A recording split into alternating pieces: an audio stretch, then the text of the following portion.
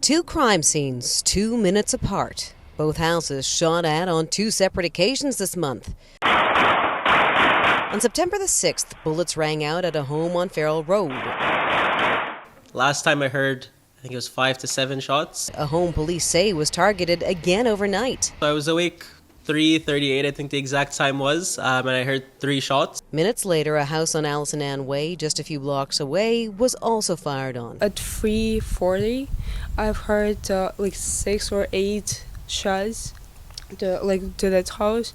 In total, there have been 6 shootings in Vaughan in the month of September at 4 separate addresses. All are being linked and are considered, as I say, targeted. Linked and targeted, but how exactly? Police aren't saying. However, CTV News has learned that the home on Farrell Road was owned by Alexander Vinogradsky, the former owner of Paramount Towing. The 39-year-old was gunned down in March 2024 outside a plaza in Toronto following years of conflict and an arrest in relation to a deadly tow truck turf war. There are no tow trucks in our area. There are no tow trucks in driveways. There are no people I see here from the tow truck industry.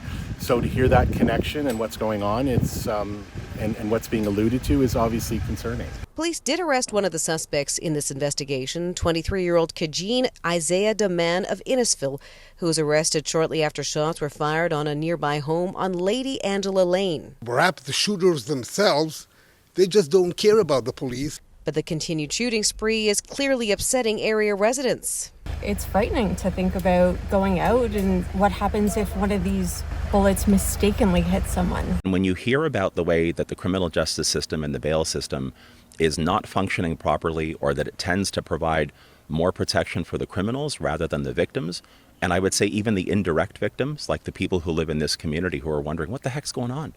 Police say they understand people are concerned, although they try to offer residents some reassurance today. The homes themselves that were the targets were the only things that were struck by any gunfire. Meanwhile, they say they're looking for a silver SUV. The surveillance video obtained by CTV News actually shows a car backing away from the shooting scene on Farrell Road in the seconds after the shots rang out this morning.